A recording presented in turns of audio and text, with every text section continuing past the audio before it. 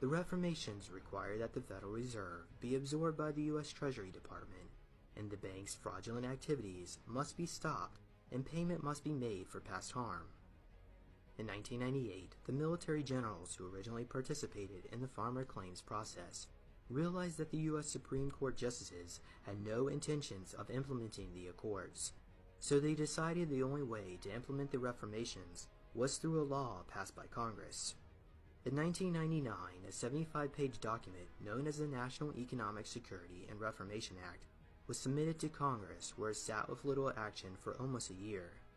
Late one evening, on March 9, 2000, a written quorum call was hand-delivered by Delta Force and Navy SEALs to 15 members of the U.S. Senate and the U.S. House, who were sponsors and co-sponsors of Nasara.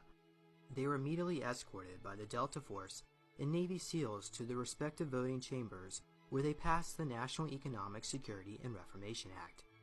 These 15 members of Congress were the only people lawfully allowed to hold office in accordance with the original 13th Amendment. Remember, British soldiers destroyed copies of the Titles of Nobility Amendment in the War of 1812 because it prevented anyone who had ties to the Crown of England from holding public office. Nasara is the most groundbreaking reformation to sweep not only this country, but our planet in its entire history. The act does away with the Federal Reserve Bank, the IRS, the shadow government, and much, much more.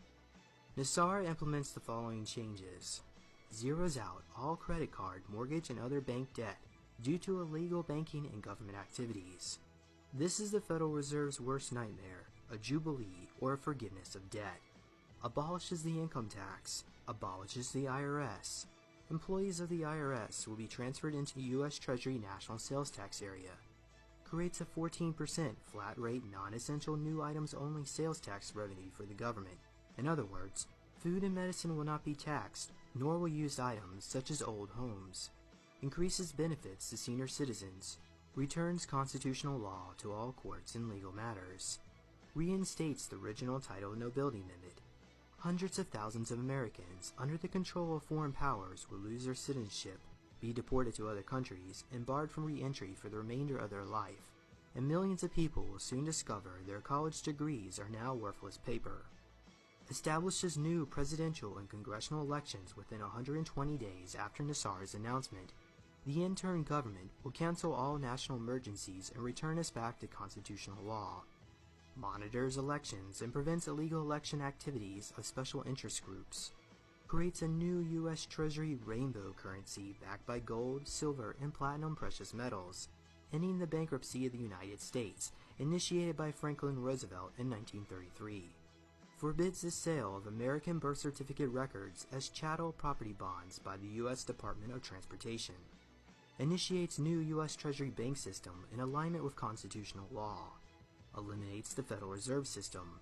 During the transition period, the Federal Reserve will be allowed to operate side by side of the U.S. Treasury for 1 year in order to remove all Federal Reserve notes from the money supply. Restores financial privacy.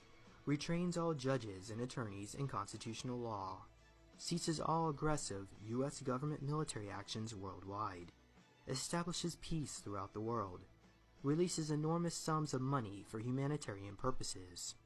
Enables the release of over 6,000 patents of suppressed technologies that are being withheld from the public under the guise of national security, including free energy devices, anti-gravity, and sonic healing machines. I want the American people to know today that I am still committed to working with people of good faith and goodwill of both parties to do what's best for our country.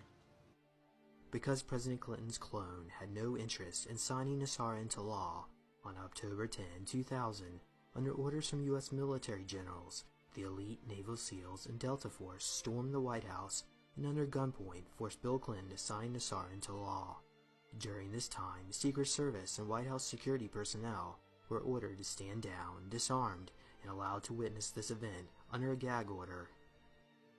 From its very inception, Bush Sr., the corporate government, major bank houses in the Carlyle Group have opposed Nasara.